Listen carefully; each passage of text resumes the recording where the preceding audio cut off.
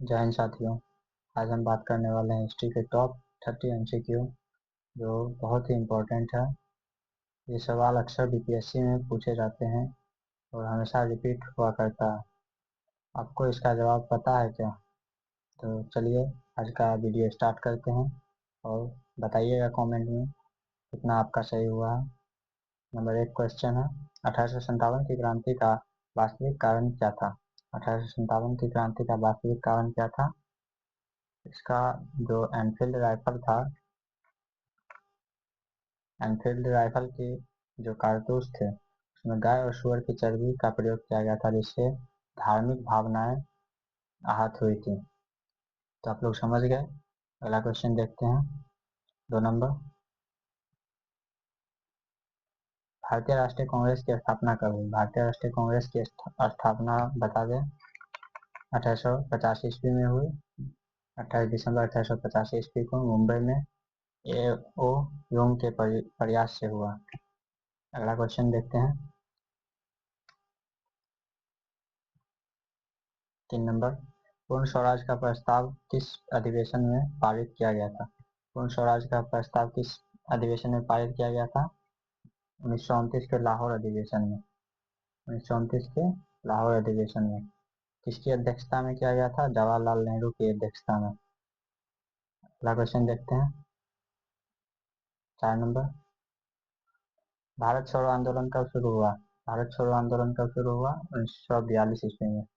1942 ईस्वी में भारत छोड़ो आंदोलन शुरू हुआ। किसकी अध्यक्षता में? गांधी जी की अध्यक्षता में।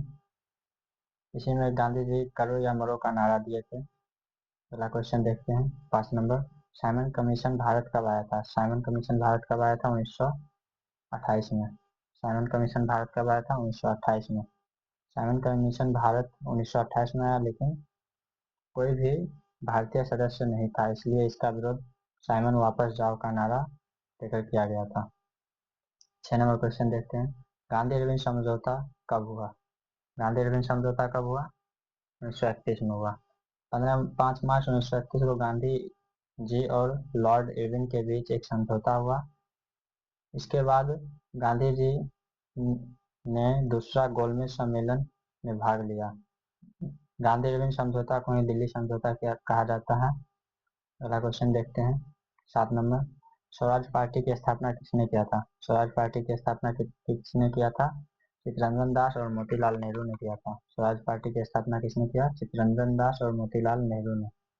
स्वराज पार्टी की स्थापना 1923 में हुआ, ताकि वह विधानसभा के अंदर ब्रिटिश नीतियों का विरोध कर सके। पहला क्वेश्चन देखते हैं, भारतीय संविधान सभा की पहली बैठक कब हुई? भारतीय संविधान सभा की पहली बैठक 9 दिसंबर 1946 को हुआ। भारतीय संविधान की पहली बैठक 9 दिसंबर 1946 को हुआ, जिसकी अध्यक्षता डॉक्टर सच्चिदानंद सिन्हा ने किया था।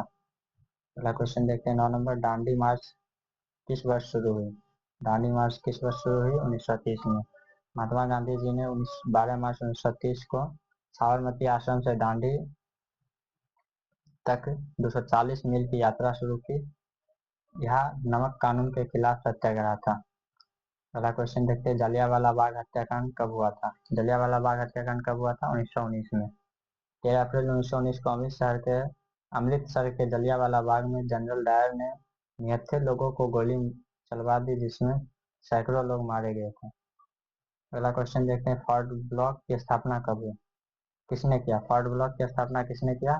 सुभाष चंद्र बोस ने। फोर्ट ब्लॉक की स्थापना 1939 में सुभाष चंद्र बोस ने कांग्रेस के मतभेद के बाद फोर्ट ब्लॉक की स्थापना किया था। अगला क्वेश्चन देखते हैं, 12 नंबर। अलीपुर बम केस में किस क्रांतिकारी को फांसी दी गई थी? खुदीराम बोस जी को। खुदीराम बोस जी 1908 में अलीपुर बम केस में ब्रिटिश अधिकारी की हत्या के आरोप में फांसी दी गई। मात्र 18 वर्ष के थे ये। पहला क्वेश्चन देखते हैं, 13 नंबर। सरफरोशी की तमन्ना की नारा किसने दिया था? सरफरोशी की तमन्ना का नारा किसने दिया था? राम प्रसाद बिस्मिल ने।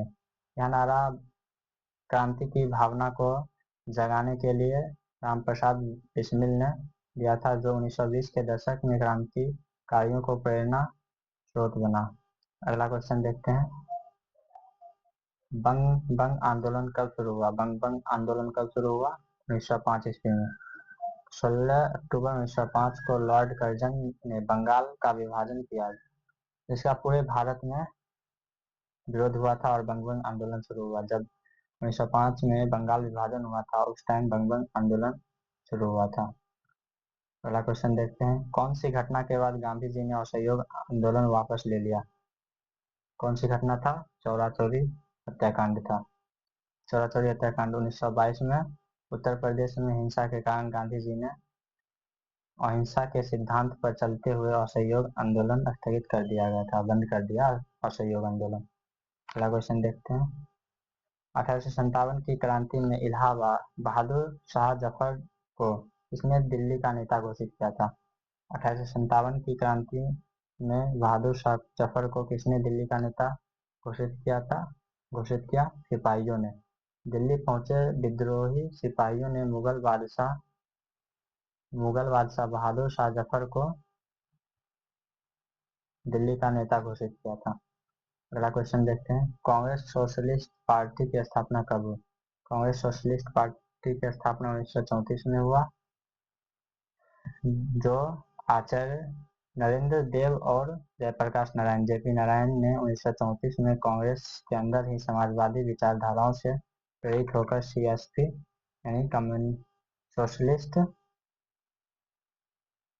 कांग्रेस सोशलिस्ट पार्टी की स्थापना किया। अगला क्वेश्चन देखते हैं, किस अधिवेशन के तहत भारत में पहली बार केंद्र और प्रांतों के बीच द्वैध शासन व्यवस्था शुरू की गई? द्वैध शासन व्यवस्था 1919 में।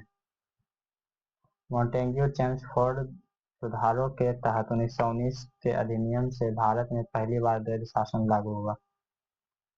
अगला क्वेश्चन देखते हैं, किस वर्ष के समय इल्बर्ट बिल कंट्रोवर्सी हुई थी? लॉर्ड रिपन किस वायसराय के समय इल्बर्ट बिल कंट्रोवर्सी हुई थी? लॉर्ड रिपन के टाइम में। लॉर्ड रिपन के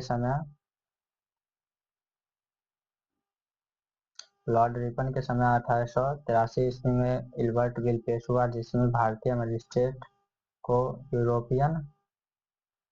यूरोपियन पर मुकदमा चलाने का अधिकार मिला, जिसमें अंग्रेजों ने विरोध किया था।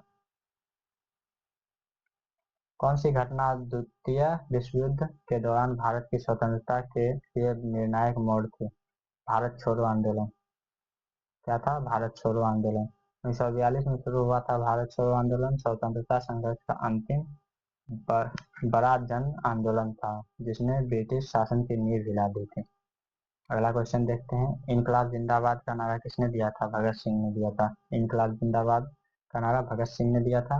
भगत सिंह ने इनकलाब जिंदाबाद नारा पहली बार 1929 में दिल्ली असेंबली में बम फेंकते समय लगाया, जो क्रांतिकारी आंदोलन का प्रतीक बन गया।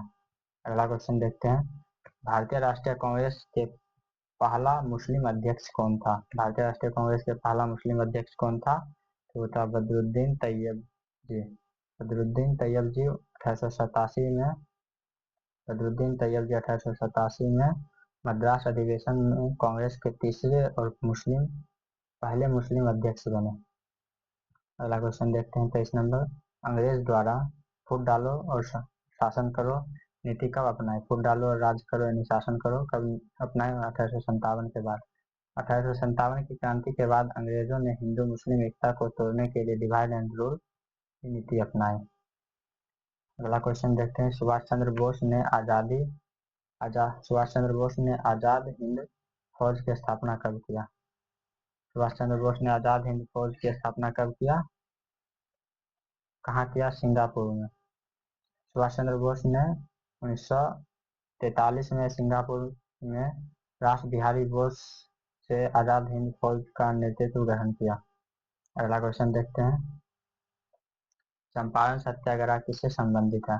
किसान आंदोलन से। 1917 में बिहार के चंपारण जिले में नील की जबरन खेती के खिलाफ किसानों का आंदोलन महात्मा गांधी के नेतृत्व में हुआ था। अगला क्वेश्चन 26 नंबर देखते हैं, द हिंदू पैट्रियट नामक पत्रिका किसने चलाया था? हरीश चंद्र मुखर्जी ने। यह अखबार 19वीं सदी के हरीश चंद्र मुखर्जी द्वारा संपादित किया गया था, जिसे ब्रिटिश नीतियों की कड़ी आलोचना की गई। अगला क्वेश्चन देखते हैं। वंदे मातरम गीत पहली बार किस अधिवेशन में गाया गया था? 1986 में। 1986 के कांग्रेस के कलकत्ता अधिवेशन में रविंद्रनाथ ठाकुर ने वंदे मातरम गीत पहली बार गाया था। आप लोगों को कैसा लगा है कमेंट में जरूर बताइएगा। नया है तो चैनल को सब्सक्राइब कीजिएगा, लाइक कीजिएगा, शेयर भी कीजिएगा अपने दोस्तों को। अगला क्वेश्चन देखते हैं। 28 नंबर, मुस्लिम लीग की स्थापना कब हुई?